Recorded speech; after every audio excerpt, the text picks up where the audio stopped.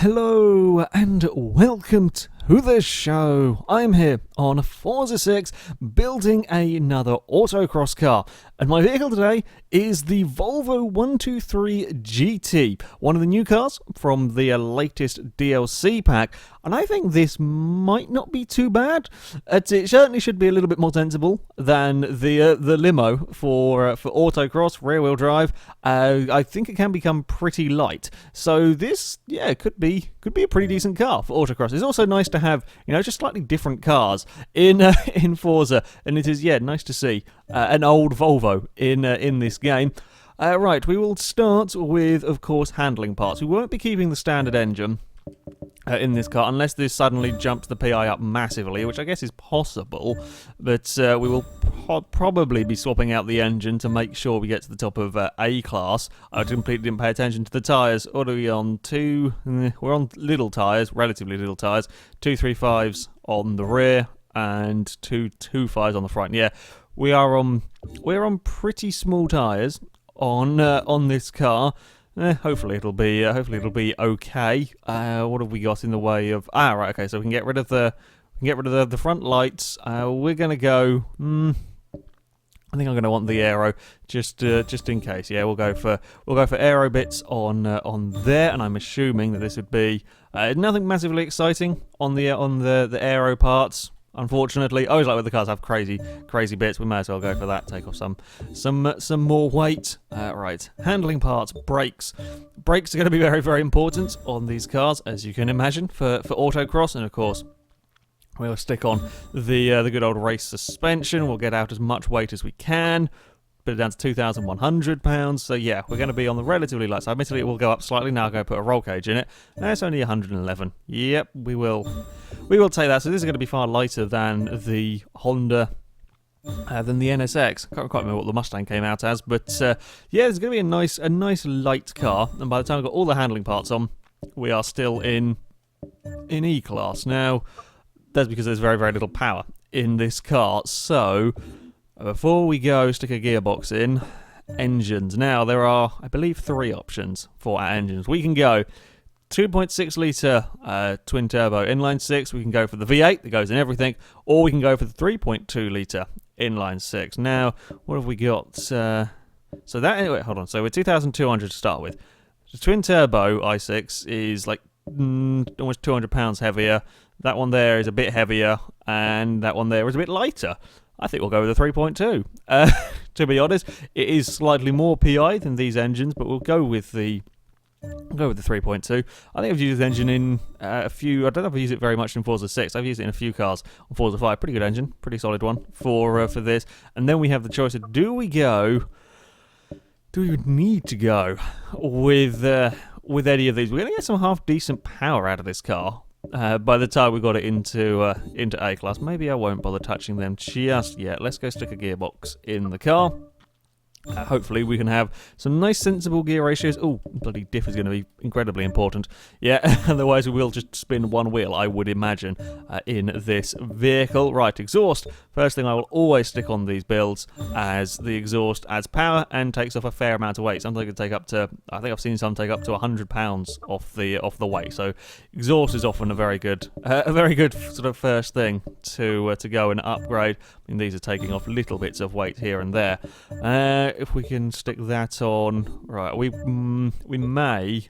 That's again. We've got some more decent weight coming off there. I fear that we may have to resort. Or I say we may have to resort. We will probably have to go for this to get the PI that we need. Sure, we'll just go with. We'll go with that. Have we got any more that... did I do that one? I did do that one. I can't remember which ones I put in now. This one here is not taking off any weight, so what I might do is get that in there. Again, we're saving little bits of weight, but it all adds up. And then we've got 2 PI, which I'm hoping that I can use on a driveline. Oh, and maybe we'll go for a clutch then. The choices. Do we go... What we might be able to do is if we go there and then clutch. Aha! Right, that'll do. I will take that for the Volvo. We're at almost 500 horsepower in the Volvo 123. It's quite a lot of power, decent torque. not very much weight on kind of small tyres. I'm hoping we will have enough control. If we have enough control, yeah, this vehicle could be pretty good around the autocross course. Alright, we are here at Hockenheim, where I am going to get 3 attempts to drive through this course. Our current leader is the BAC Mono with a 2 minutes 7.7. I think the Volvo may struggle to get quite up to the Mono's time. I'm perhaps looking, I mean, if we could get this under the 2:10s, I think we would be doing well. The Mustang and the NSX were both in the 2 minutes 8, so yeah, I mean, maybe we could see it down into the 2.8s if we have enough grip. If we have, you know, plenty of, especially rear-end grip. If we have plenty of rear-end grip, oh, okay, we don't quite have the turning that I was expecting from the car. Oh, okay, or neither do we have very much in the way of braking capabilities. Right, there's quite a lot of wheel spin in the Volvo, I will be honest, through here, and it does feel a little bit wallowy, even with the race suspension on this car. It is a little bit interesting, and we really, okay, the handling is very peculiar. Very peculiar in the Volvo. I immediately take back what I said about 210. If I could actually get this, we're probably looking nearer the 15s for this car. It's got really weird turning. You see, we do have okay grip. Oh no, we locked the brake. We locked the brake ever so slightly. This is a very, very bizarre car to drive. I'm just trying to think of the best way of describing it to you. We kind of get turned into the corners sometimes, and then things all go a little bit wrong, and we're going to go around in a circle. There is. Oh, I put it in reverse as well. Never mind, I'm stalled. Yeah, this is not a good run for the for the Volvo. This is not a good car for autocrossing whatsoever. Right. Let's try again. I think we may have... Okay, we're simply not stopping or turning for that corner. Right. We're going to have all manner of oversteer issues through there, I would imagine, if I had tried to take any more speed. We're currently at the time that I would be at normally coming into the final corner bit. Yeah, we're not going to go very quickly on this first run. Okay, line it up for the gates. There we go. Through the tunnel without any problem. It's a very, very quick car. Once it gets going, unfortunately, you really just cannot use that speed most of the time. Again, I might end up just keeping it in third for a lot of these. It's just trying to calm the car down. It really does want to go sideways on me at all and every opportunity. It will want to be sliding around, and then we don't have great turning either, and the brakes aren't particularly special. So, all in all, quite pain in the arse vehicle to drive this one. We are going to cross, even with a spin. We were within half a second of the time the Hummer set, so that kind of gives you an idea. If I can get the hang of driving it, it might be okay. It's just quite a bugger to drive. So, for this second attempt, I'm going to try and not make any mistakes. I think caution may be quite important with the Volvo here, as it is an uncooperative car to drive a little bit anyway. All right, get through these first gates. Okay, that was better. That was better through there. Got to remember to brake quite nice and early in the Volvo, because it will get accelerated really quite quickly with all of this power and so on. It will go very, very fast in between the gates. I mean, we're about 10 miles an hour quicker through that bit than the limo was. Which is, I think that's still quite impressive for the limo to be able to take that speed. But yeah, I mean, this is faster through there. There is, more grip available in this, and you can take tighter lines with the car. It's just so much smaller. Problem is, I don't really trust this car very much at the moment. I've got a little bit more of a hang of it. It just moves about a lot on the suspension. We've got a lot of body roll, despite with the race suspension and the anti-roll bars and so on.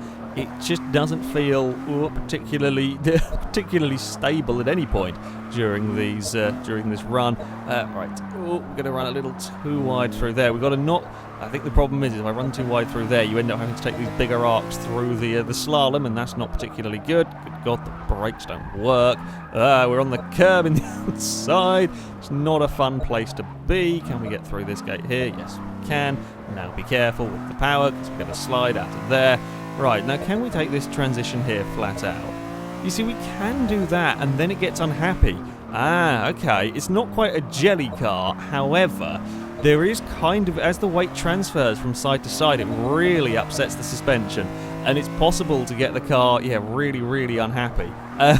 When that rate transfer is going on. Right, oh, we made it around that gate though there without too much problem, because initially there was good grip at that high speed section, but then as the weight started moving about, the car just didn't know what to do. It couldn't quite deal with it all. Oh, make it around that turn there. We were actually not doing too terribly on the time front, as I just snag a brake a little bit into that final corner. We may have clipped that gate there, yeah, arse. Okay, yeah, there's a 1 5-second time penalty in there. I mean, the 210 might be possible with the Volvo. I will give it a try. Again, no silly mistakes, and try and get a hang of the weight transfer. Final attempt for the Volvo. I will try and not ask you to do too much, car. If you can try and not sort of kill me with the weight transfer. If we can come to that agreement, then that would be quite useful. I think another thing that I can do to help this out is perhaps if I just brake that little bit earlier to try and get the car neatly through. It really is struggling under braking, and I'm not quite sure why. It's yeah, does not like getting slowed down that much. It's not quite as bad handling as I thought it was going to be, in that I feared we would have quite a lot of oversteer issues with this car. Oh, good God, the brakes are awful in this, even with race brakes. I'm really surprised. Admittedly, yes, it is. I do accelerate pretty quickly, so I am going at some speed into these sections, but the car this light, I did expect it to be slightly better under braking. I think that's neater. Neat through that section is always good, and I'm not sure I quite trust this car flat out through here, because that's going to get the weight transfer issue through that corner. Like, it has the grip to take that corner, but yeah, there's what little weight there is, but when it does move around, it's causing the issues for the car. Yeah, it's not the oversteer issues that I thought we were going to have, but yeah, there are still some handling quirks with the Volvo. Oh, getting slowed now down for this narrow, nasty bugger of a gate. Don't get on the curb. Curb very nearly fires me into the barrels on the outside there. I tried having a little lift, didn't quite work through there. Right, get on the brakes nice and early, make sure that we've got it slowed through there. But yeah, if you kind of like blip the throttle when you're trying to get going again, it does sort of suddenly lurch and understeer, which is a little bit peculiar. I'm not quite used to cars doing it in the manner that it does. Right, in fact, actually that understeer kind of worked for me around the hairpin, kind of dragged me out to where I wanted to be. Oh, we're a little bit, yeah, just a tiny bit out of position coming down there. Right, now brake nice and early for this gate here. That one there is a bit of a bugger with this car. Trying to get it sorted for there, it is not a massive fan of. Right, around the final corner, and now we just have the run to the line, but I can't take too much speed through here because we don't really have the grip. Power! Come on, Volvo! We can do it! Hey, it's 210! I did it! 210.995 for the Volvo. That's not a bad time from this car at all.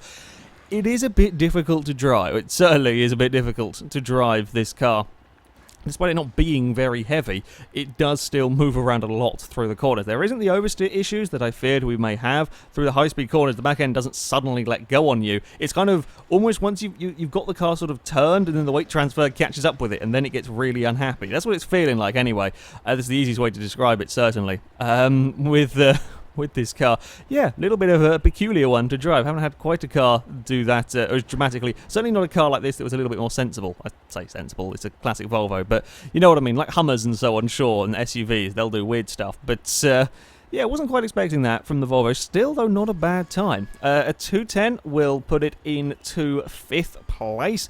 We're sort of 2.5 seconds down on the NSX, and that's perhaps not too surprising. The NSX was an amazing handling car, but we are far quicker than the Rolls-Royce Wraith. We're far quicker than the Fiat, the 8V Fiat, which is probably the closest thing we have to this Volvo that has gone round so far. So yeah, that's not too bad of a time from the Volvo. Certainly very, very fast accelerating. Struggled with the brakes and the weight transfer, but still got round the course in a pretty damn decent time.